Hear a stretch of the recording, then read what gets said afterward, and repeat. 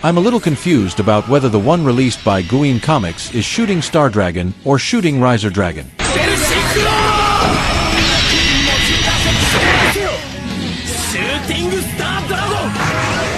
Hello everyone, welcome to the Model Express channel. Today we're featuring Shooting Star Dragon, an officially licensed comic book released by Guyin Anime. Upon opening the packaging, you'll see large, transparent parts and a base. The entire body is predominantly pearl white, with some large components. The claws are made of soft rubber. The instruction manual cover features Shooting Star Dragon in flight, and to be honest, I really didn't expect the manufacturer to release this model. After all, Shooting Star Dragon's position in the anime is somewhat awkward, falling between Stardust Dragon and Shooting Quasar Dragon.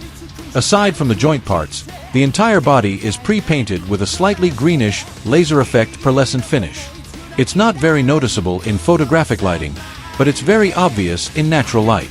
So this is what it looks like after assembly. The model is quite large, with a main body height of 30 centimeters and a rough wingspan of 45 centimeters. It seems a display case would need to be specially set aside to fit it. Honestly, the assembly process was quite tight. Many POM parts were used at the joints, making these areas very tight. While the ABS material is a bit stiff, it's not particularly rigid. Most of the sprue gates are concealed, with a few exposed. Let's first remove the wings to examine the main body. Even without the wings, it's incredibly large, especially the enormous tail. The side parts on the waist and the soft rubber claws on the feet are prone to coming loose during play. There's also some looseness at the connection between the thighs and hips. This is because the joints at the base are too close together, and the POM parts are too stiff to be twisted, causing some cracking. The official statement claims that the fit of the parts will be adjusted, and the mass-produced version will be optimized. Let's take a closer look at the details of the face. The eyes are separate parts painted with a yellow pre-painted finish, and they look pretty good from the side. There's a gap when viewed from below, and the face looks quite fierce, but unfortunately, the mouth doesn't have any articulation. Let's take a look at the movable parts. The dragon's neck is made up of 4 sections connected by ball joints.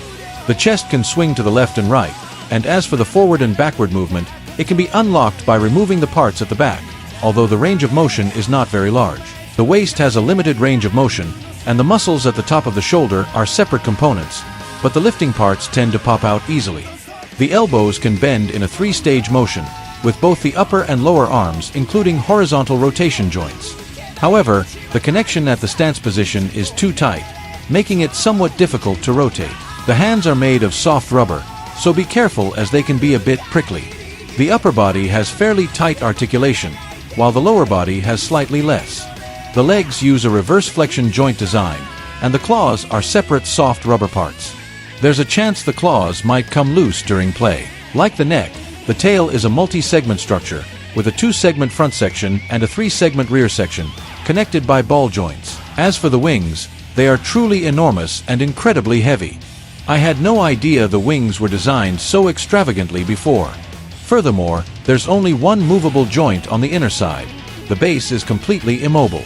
The original main body could stand independently, but after adding wings, it needs to rely on the wings for support.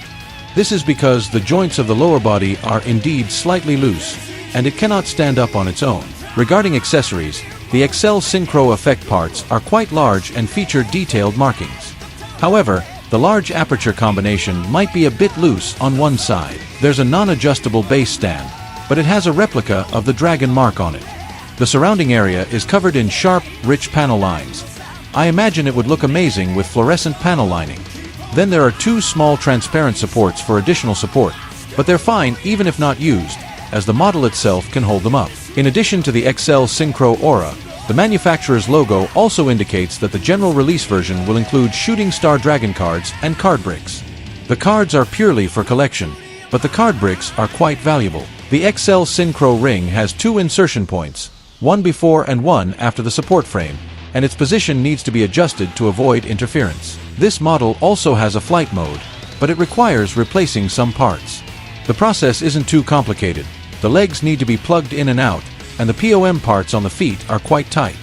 The purpose of this is to recreate the flight state from its debut in episode 110 of the anime. This is what it looks like after transformation. Displaying this form in a showcase requires considering not only the wing width but also the straight line length from head to tail. Although the manual doesn't specify the size, adjusting the synchronization halo produces a decent effect. Okay, that concludes this product review. As a Yu-Gi-Oh fan, I wonder if you all like it? With its official license, decent quality, and reasonable price, it's a worthwhile product to consider. Please subscribe to my channel, like and share. See you in the next video.